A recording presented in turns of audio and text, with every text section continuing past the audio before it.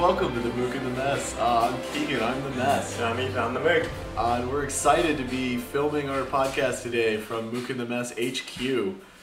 So today we've got a really great episode in store. We're going to be talking about Mob Psycho 100.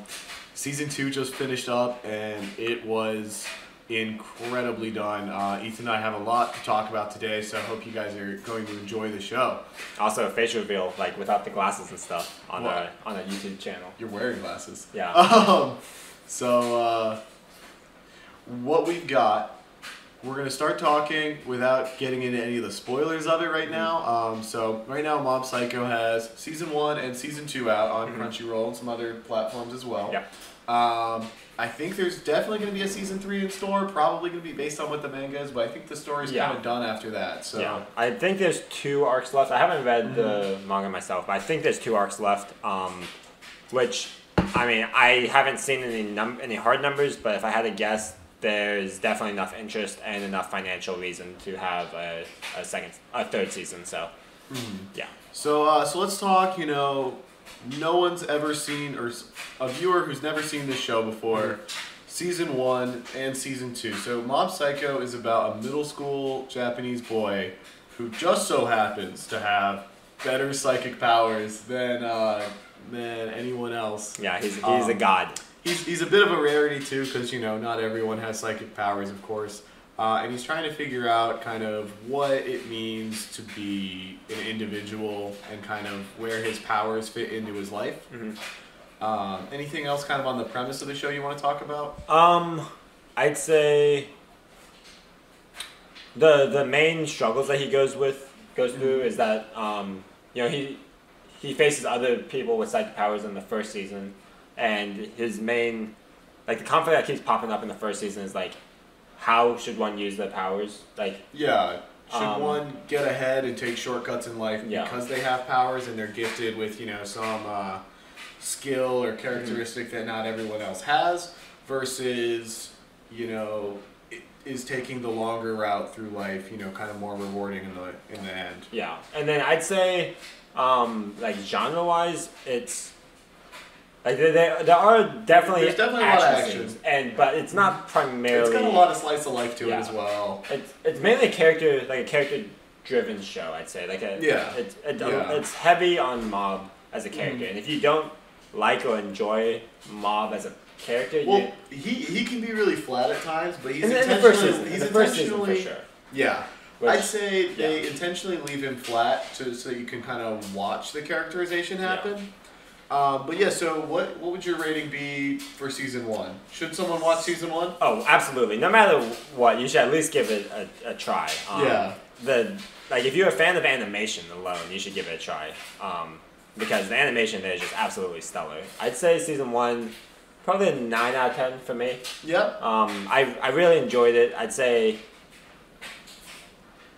there's some moments that just made my jaw drop with how gorgeous it looked. Yeah, it's beautiful. I'd say 9 out of 10 overall. 9 out of 10. Season 1 for me, I'm gonna go against you a little bit. I'm gonna say 7.8 out of 10. 7.8. Yeah, it's a little specific. It's very specific. It's better than a 75%. And I 100% recommend, viewer, that you watch this. It had some moments that I think were a little slow. Okay. Going with you on that, I actually dropped it the first time I watched it because I didn't like the first 3 episodes at all. They were good. I mean, but you just get dropped into the world, you know, and that's my main complaint. It's beautiful. It is an amazing story with great sound. And I mean, we're about to talk about the openings and EDs, kind of the soundtrack in general, and they're incredibly well done. But there's so much anime out there that's beautiful, it's hard to give it a rating so much higher above everything else. I mean, I could bump that up to an 8 out of 10, but it's not the same rating you'd give it. Okay, yeah. But what about Season 2 for you? So Season 2, they took about a year and a half to make it in between Season 1, maybe 2-3 years. Yeah, I'm not sure what the actual production time itself was, but I do know that they were far ahead of schedule, which that never happens. Most anime fall back on schedule because of production issues, but Bones didn't have any problems with this one. I'd say See, okay, so this is hard for me, like, because I usually rate. Go ahead, break into decimals like I did. I usually rate anything just like out of 10, and I would say that season 2 is, for me, definitively better than the first season. Definitively. Yeah, definitively. So higher than a 9. Yeah, but you don't I can't. 10? But I can't. To me, a 10 is something that's like it moved me in a way that like. It changed the way I saw media, or I know for a fact I will come back to it as favorites of all time. Like for me, that's an anime that's Madoka Magica, K-On!, Hunter x Hunter, Your Name falls under that category, Perfect Blue. Well, I guess we'll have to see how season 3 turns out before we can say, like its effect on my life as a whole, or like, where that went. Like all of those to me, like Perfect Blue. For those of you who watch the Perfect Blue podcast. That changed my entire outlook on like psychological thrillers, because I was like okay, Inception and other Nolan movies like Memento, they're good movies, I like them, but like after watching Perfect Blue, I was like, if I see another psychological thriller that's better than this, I will shit my pants, because this one's fantastic. Like it just changed my entire outlook. Gun to your head, you have to give it a rating. Let's cut off at like tenths or hundredths or something. I'd say your rating? I'd say 9.5. 9.5? Yeah, 9.5. See, I go above you on this one. I say 9.9. 9.9 out of 10. 99.9. Wasn't intentional, I promise. So the reason I give it that, the only reason that I think slows down the entire thing, and for me that was just kind of not a deal breaker, but I was like, I was a little disappointed with it. And we'll get to that when we get more into it. Okay. But yes, that's our overall rating. If you've never seen the show, now's the time to pause the video, go watch all of Mob Psycho 100, Season 1 and Season 2. You'll like it. And then come back and pick up right here. Yeah. Because we're going to spoil a lot of stuff, but you won't rate it an 8 or a 9 out of 10 if you already know everything that's going to happen. Yeah, so spoiler time. Only real ones from this point forward. Okay. Okay. So you want to talk about the openings, the soundtrack? So, I'd say both of the OPs are two of my favorites of all time. Well, and they did such a good job of being exciting, interesting, and then also the meat, the lyrics of the OPs, which both of them had some sort of like Janglish thing going on. Yeah. It was like a lot of Japanese, a lot of English involved. Janglish. Jingle, jangle, janglish. Yes. So, but what I liked about it is each one of them was very true to the theme and the main message of the season, and that's why I think they were so well made. That's kind of all I have to say about them. Yeah. Refrain Boy, the first ED, is on my running mix. I really loved it, and then that hand-drawn chalk scene with the brig and smoking. Gorgeous. When he honestly, it made me want to smoke. If anyone here, it was a bad influence on me, but I liked it. If anyone here hasn't seen the ED that we're talking about, go watch it, because it's easily one of the most creative. And there are so many videos on YouTube that just break down that ED and how hard it must have been for that studio to animate, because it's hand drawn. I mean, it's like harder to do than like if South Park was hand drawn instead of like pieces of paper. Like, I mean, there's this one segment in there where Reagan like puffs out smoke, and then you see the charcoal just kind of like scatter a little bit. And that alone must have taken days. To do. I mean, to do an air particle like that is just so cool. But yeah, so they were awesome. Yeah. And the OST throughout, it's not something that like I listen to a lot. Like My Hero, I actually really love the OST for that. My Hero's all uplifting. you say fun. I mean, you heard at the beginning of this podcast. That's true. We're still using My Hero music. But other than that, I'd say music-wise, I mean, the OP's EDs for sure are top tier for me. So you want to go and break down the characters then? Yeah, let's break down the characters. So who's your favorite character? Okay, so tell me that.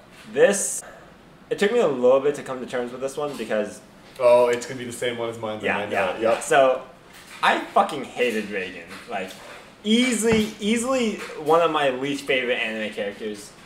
Up through I think honestly, up until like episode 11 or 12. 13, is the season finale of 1. So I think season 1 it ends. I think it's 13 episodes. Yeah. So at the end of like. So was it before, pre, or post Mob giving Reagan his powers, or was it when he first showed up at the Claw headquarters? So we can talk yeah, spoilers yeah, now. Yeah. So Reagan shows up at the Claw headquarters, and some people are like, no fucking way. Is this the boss? He does look strikingly like the boss. Like, is this the boss? And then, no, Reagan is not the boss. Well, the fact that he showed up to get Mob, I was like, all right, like, so. I don't mean to cut off your stream here, but I felt a similar way to you. Like, I didn't hate him. I kind of respected his charm. But I was like, man, why you got to take advantage of, my pro tag here, my boy. But he, that part where, the essence of charm is becoming a good person. I mean, that's something I even try to implement in my life, you know? And it's, like, and deep down, he is a good character, like a good person. I mean, he's definitely more of a dad than Mob's dad is. But I mean, looking at it, the first time through, I just saw a grown ass man taking advantage of 13, 14-year-old kid. Younger, I mean, 6th grade, right? Is it 6th? He was year 6 when he started. Yeah, no, he's year 7. So 12, 13, 14. Any of those could work, just depending on. Well, middle school. Birthday. Yeah, well, middle school. Middle school 2nd year in Japan would be 8th grade.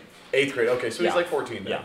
So, anyways, but I mean, he's a grown man. He's like what, 26, 27. I can't remember what his birthday was. I thought he was like 28, 29. Was it 28, 29? He's not 30 yet, but he's close. Yeah. Anyways, he's late 20s. Double his age, taking advantage of him like that, just rubbed me the wrong way. But then, like, that scene at the end of episode 12 where he slaps Mob in the head and he's like, don't do it. Yeah. You don't have to put the world on your shoulders.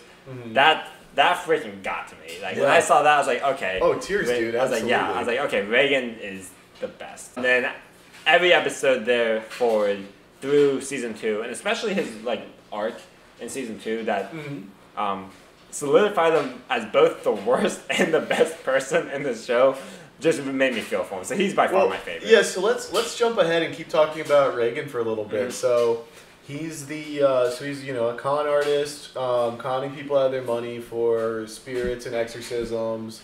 Pretty much someone comes in with like a grainy photo or something, he'll clean it up on Photoshop and say it was a spirit for money. But so like, and then he got exposed as a fraud when he pushed Mob away. So was he a fraud? Like, because if you ask me, like, people came in with problems that they misdiagnosed as spirits. Right. And he fixed them by lying to them and telling them it was, like, he performed goods or services for the cash he got. Yeah. And he performed real exorcisms, getting rid of real spirits with Mob's help, in exchange for money. I don't, like, as fraudulent as he seems to be and as sketchy of a guy as he could be to people, like, I don't think that's fraudulent. No, I mean... So I flip-flopped on this. Yeah. It's stupid, but... So in season 1, up until that scene, I would have said, this dude's a con artist. Well, and that's what the show wants you to think of him as. But, I mean, but then, after the arc comes and then he's like... Run starts playing and he's no longer a fraud. But yeah, after that, I think maybe not, because... I think when I come down to it, no, he's not. He's not fraud because he is legitimately helping people. I mean, he's not charity. Like, he's not a charity. He's not gonna do it for free or anything. Yeah, and he's kind of a dick about the way he asks for money and wants to get paid. But he's also been like, we've watched him not get paid on jobs time and time again. We've watched people think he's so sketchy that he shouldn't be allowed in someone's home. Yeah. Like, so I mean, it's hard for me to see one line or the other on this, really. But that's kind of a good transition into someone who certainly is a fraud, Dimple, the ghost. Yeah. Mob's little assistant. I love the way he transitioned in season 2 to become, I mean, he was still a dick, but he was, actually had Mob's best interest in mind. Oh, 100%, because he's in it for the long con on Mob, so he's pretty much committed. Yeah, I'd say... Took over his body and gave it back just to save his life, I mean, the scene where Mob thinks that his family all died in the fire. And Dimple's like, let's take a breath. Yeah, like close your eyes, don't look. Like you can hear it in his voice. He's like genuinely cares about the kid. Yeah, which is again vastly different from how he also realizes that it's a god in the body of a middle schooler about to have like an emotional reaction. So I'm sure there was some self-interest in mind too. But I mean, he was genuinely being a good person. Yeah, Dimple. He definitely got training so for the wholesome. marathon. Yeah. He was so wholesome all the way through it. So this might be a good time to talk about it. This is what slowed it down so much for me. Season 2, each episode was god tier, dealing with the rumors, which I saw this on Reddit. Do you think Running Grandma is the Body Improvement Club's president's grandma whose house they're staying at? I saw someone post that on Reddit Wait, and it what? blew my mind. So there was jogging grandma and the myth they dealt with. And then the Body Improvement Club president, is that Musashi? Yeah, I think so. He calls up his grandma. He's like, "My granny, we can stay at her place." And then so someone posted that on. Blew my mind. I'm sorry, I derailed it. It could be. I could easily see one doing that. It was god tier wholesomeness, god tier characterization with Mom coming out of his shell, talking to Tsubomi or trying to, went on dates with those girls. He's training for the marathon. Each episode was better than the last. And then he's finally standing up for himself with Reagan. And then his family gets attacked. There's the whole, burning down house. Oh, it's the episode after that? Yeah, so I was, tears coming down. It moved me so much. Yeah. The episode, thinking about it logically, they had nowhere to go but up. And, he started to write himself into a corner, took a breath, and got out of that and continued to write an amazing story. Yeah. But for me, after I saw that episode, I knew it was not going to be the best season of an anime that I'd ever watched, just because that it wasn't filler, but it was damn close. Because Mob was sleeping the whole time, and everyone was like, "Well, let's wait for him to wake up." Yeah. So they should have done, but again, that was painful to watch. Yeah, I'll agree there. Painful's too strong of a word. It wasn't. It slowed it down. Yeah, the episode after, and then also, to me just so I can clear my thoughts on this before we continue forward. Claw to me was a good arc. Maybe if it was in the first season, it would have been the best arc. Okay, yeah, I was gonna say not nearly as good as the Mogami or the Reagan arc to me. I was gonna say close. Entirely the same thing. I was like, I hope you agree with me, but yeah. I think Claw was the plot line and most straightforward arc that I liked of all the arcs that happened, especially in season 2. Season 1 as a finale, let's leave that where it was amazing, incredible. The reason I'm still watching. Season 2, it wasn't my favorite. Yeah. I liked everything. I liked the characterization. I loved Mob's arguments with you need to bond with people, that sort of thing. I mean, it was good. It was just to me the I guess the clash of ideals was just very textbook good versus evil, straightforward. Whereas and it was everybody. Well, so the boss in Mob I think is very different from Claw and Mob, but because everybody was such a mindless follower to the boss, and this is what one wanted to write, I guess. But because everybody was such a mindless follower to him, the conflicts were so one-sided and stupid. Because they've been so swept up in the idea, and no one had ever opposed them, because everyone was like, "Holy shit, psychic powers!" When Mob came along, it was like, "Hey, you guys are kind of dicks," and they were all like, "Oh shit, we are." So and that's not to say it was bad, but no, it was great. I loved watching it. Just I think the weakest part of season 2. How do you pick the weakest parts of something that we both rated extremely close to 10 out of 10? One of our favorite things we've ever seen. Yeah. How do you pick the weakest? So it was good for sure. It was just it just wasn't as great. Yeah. So going off that, who would you say is actually your favorite antagonist? Antagonist? I like the post-fight Teru. Okay. But my favorite antagonist is probably Umbrella Guy. Okay. What's his name? Sarazaki. I'm not gonna try. Sarazawa. I think it's Sarazawa. We should have written this down. We should have written people's names down. We should have written this down. Yep. In the future. I'm pointing at myself now. But he was really cool because he didn't come back to Mob immediately, and he had that whole breakdown. The tears came out, and so it was a little flat how he accepted Mob's new idea pretty quickly. But he was someone who was very clearly lost in their way and was looking for something, and he finally found it and he was just so happy to be. It was just wholesome, man. I liked it.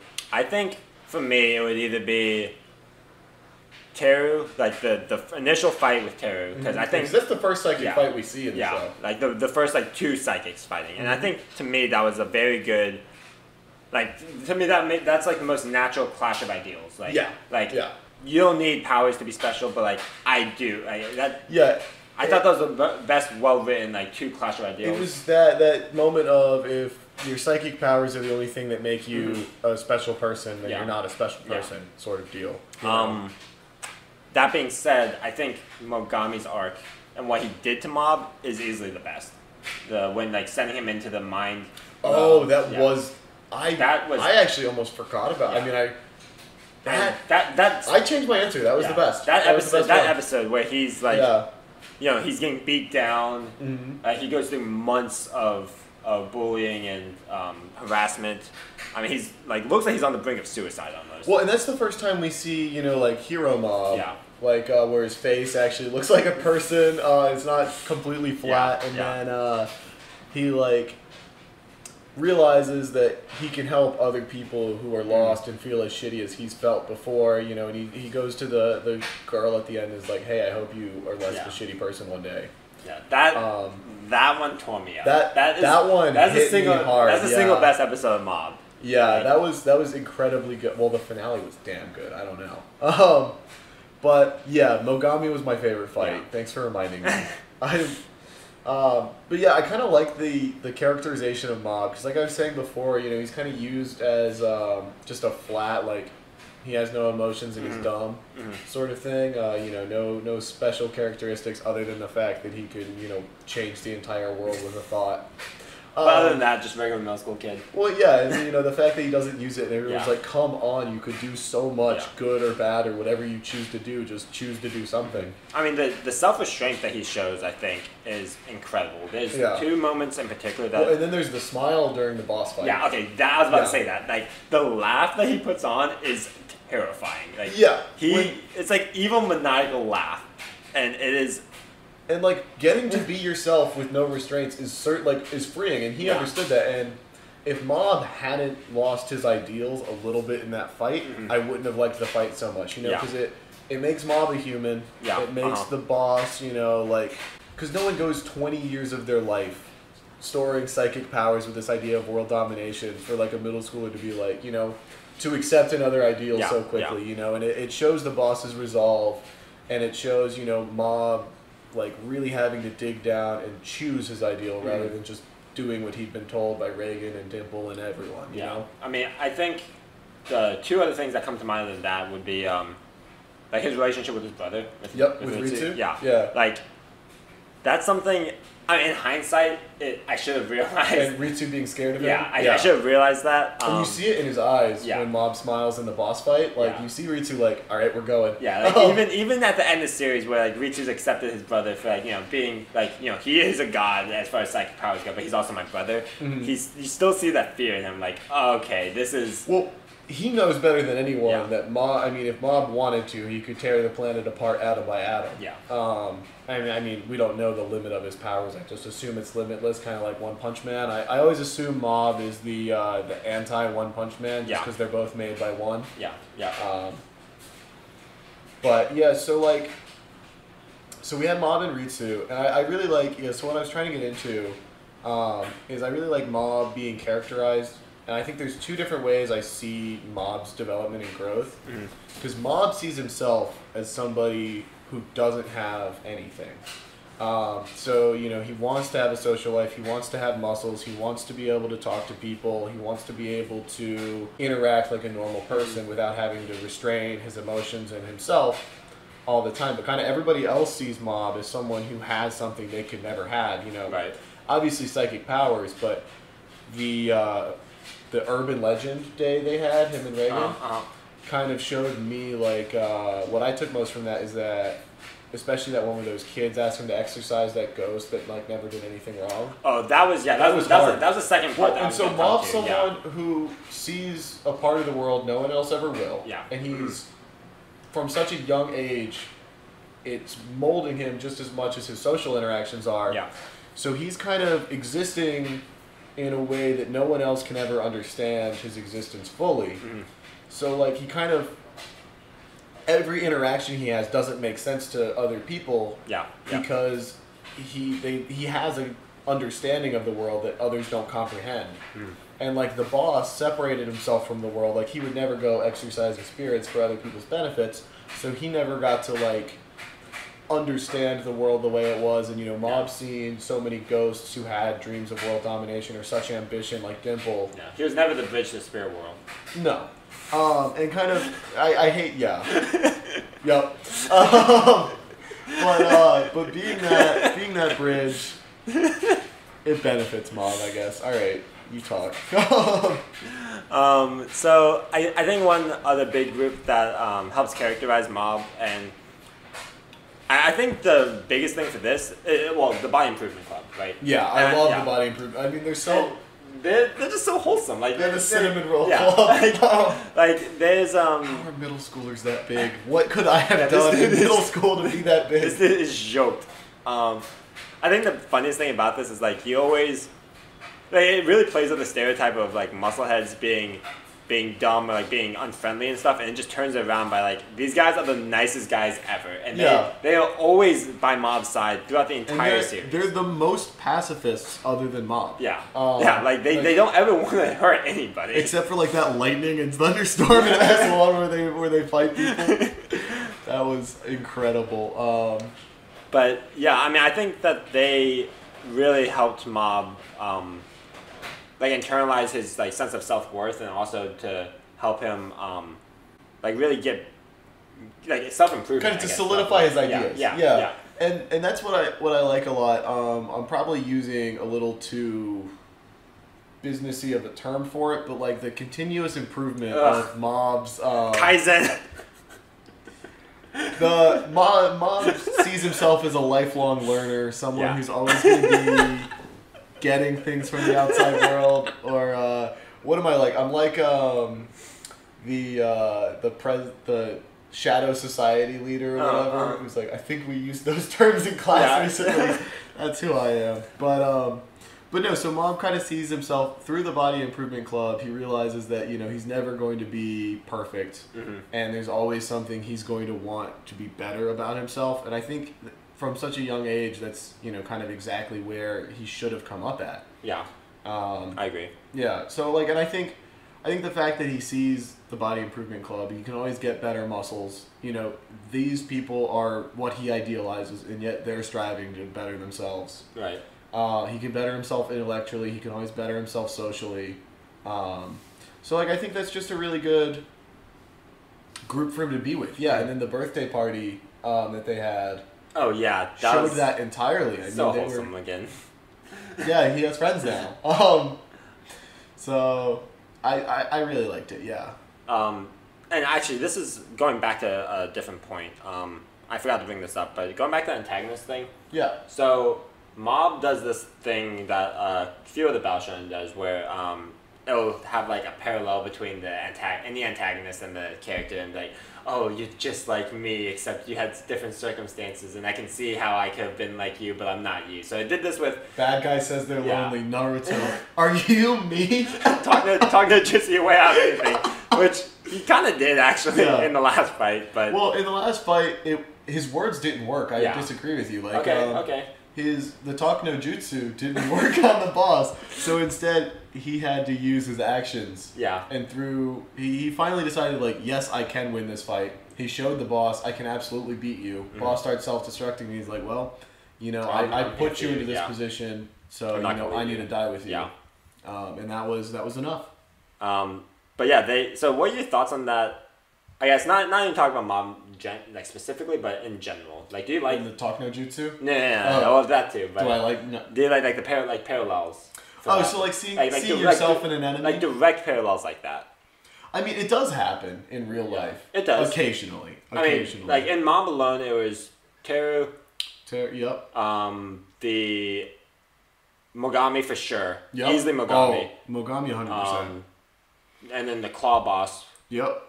Those are the three biggest ones. I'm sure it did it with a few other ones, but like three of the main antagonists. I mean, it was so when Ritsu was kind of going wild, Mob was able to calm him down for the same. But they're brothers, so kind of given there. Like, do you like that generally speaking? I like it. It's definitely overused, though. Okay. It's overrated. But, like, so, you know, for Mob being such a kind of, like, crossing with slice of life and, you know, it's a character-driven show, I think it needs it. Okay, yeah. I think if Mob had to fight with enemies he couldn't relate with, he would just leave, you know, and then whatever consequences would happen. And frankly, like, if, like, you know, then it would just kind of turn into more of an action thing. It's like, I don't see myself in you. We disagree. Let's duke it out, you know? So I think it's, at best, it's a really good way to bring the theme and message of the show together. It's a quick way to, like, draw empathy to the characters and stuff, and sympathize with them. At its worst, it's overrated. Okay. But, I mean, it can still be good and overrated. Yeah. I mean, this is coming off the fact that, you know, I had just said that Teru and Mogami were my favorite parts of the show. So I mean, I like it. I like it. However, the use of the trope itself, I'm not the biggest fan of. To me, I think, like, making very distinct characters and circumstances and then, like, having their ideals clash without having to make them similar to begin with is my preference. Yeah. But okay, I just wanted to check on that and see how you felt there. Okay. Before moving on. Yeah. So I had a couple other things I want to talk about, but we already hit them really. Oh yeah. You know, mainly the boss's ideal of, like, I mean, could you really see a person, like, how realistic is the boss? You know, like, I have power. So, I mean, theoretically, let's say a person has complete control over the military equivalent of what the boss had. Yeah. Which is psychics don't exist. Yeah. So let's say, you know, they have it's completely automated, completely droned, that sort of thing. Can a person really live without people? Like, are there people out there? I guess that's two questions. So first, can a person really live without people? Secondly, do you think there really are people that exist that could do that for 20 years and plan to indefinitely? So, because I honestly I think there are. I think there are people that exist like that, but I think they realize they feel shitty all the time and they try to fix it. Yeah. And so maybe they don't realize what their problem is, but I don't think they do well. Yeah. You know, because the boss was totally fine until there was conflict. I mean, it's hard to say that. Well, I guess anybody's fine until there's conflict. It's hard to say, like, if I had absolute power, I would 100% be a god. Yeah. I wouldn't need you.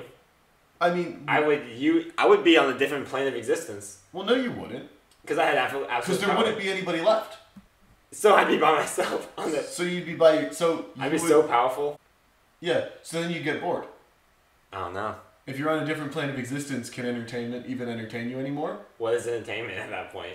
I'm just existing. Certainly not anything you know. So you just exist and do nothing all day, every day. Yeah, I mean, yeah, that's boring. You get bored of shit. Yeah, that's boring.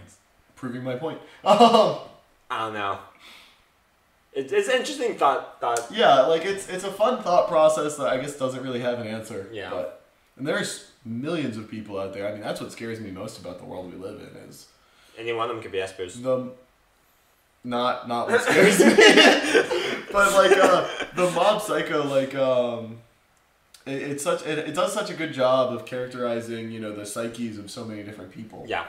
Because you have the Reagans of the world, you have the Mobs of the world, you have the bosses, you have the Sarazawas, and they and it's the people, you know, kind of with no empathy, that scare me the most. You know, like because I mean, those people scare me in real life too. That's what I was saying right now. Oh, yeah, okay. Not the show. Okay. That's the thing is like the show does a good job of creating characters that are true to life and create actual fear without a whole lot of characterization on the bad guys' part. Right. But yeah, so we've kind of touched on everything. We're looking good time wise. Yeah, I think. Is there anything else you want to say? What's a good way to wrap this up? We could count to 99 real quick. Real quick, let's do that for fun now. 1. I don't know anything else. I'm skipping 2, so you gotta go right to 3. 99. Mom! We did it. I guess that's it. You know, yeah, that's it. Yeah, so, okay, let's take a minute, because we do actually have some time. Let's talk about, like, so what's kind of new on the podcast horizon. Okay, so obviously, we got some webcams. Pretty neat. And yeah, so we're planning to be pretty consistent, putting in an episode every week or 2 weeks or so, at least for the summer. Yeah, I officially have my start date for work. It'll be in September. And Keegan's is in September. September? Yep. Oh, okay. So when the fall starts, it'll probably be like, I don't know, at least once a month, hopefully. Yeah. Probably more like, probably once a month, somewhere between once every 2 months, once a month, and every 2 weeks. Yeah. And you'll see, except for this thing where I can like touch Keegan, there'll be a wall here, and that wall will be a split screen because we won't be physically together. Maybe we will sometimes. Maybe sometimes. Maybe someday. But yeah, so I guess we just need to keep trying to grow the channel. So like, subscribe, comment, let us know what you want to see next. Yeah, smash that button. I think for the future, we were thinking possibly Into the Spider-Verse. Yeah. And then we also have an album we want to look at. That's probably way far on the horizon, but it'd be kind of cool to do like commenting on music and stuff. I'm not sure if anyone. I don't even know how that would work or if anyone would care, but that'd be fun to do. I think it'd be. We're definitely not musically inclined enough to give. We're not movie critics. No, but like. You know, we took high school English, so we can criticize literary techniques. It's a lot easier with the storytelling stuff, but music's hard. I wouldn't like to do it because I don't know that we ever will. Yeah. But it's a cool album. It's called The Mind Electric. So it's called Hawaii Part 2 is the album. Oh wait, The Mind Electric is the song. The Mind Electric is the song that we which is a trippy song. Trippy as hell. So check that out. Yeah. Again, like, subscribe, comment, let us know what we fuck up. Let us know your thoughts on Mob Psycho 100, and we'll see you again real soon. Bye. Bye. Bye.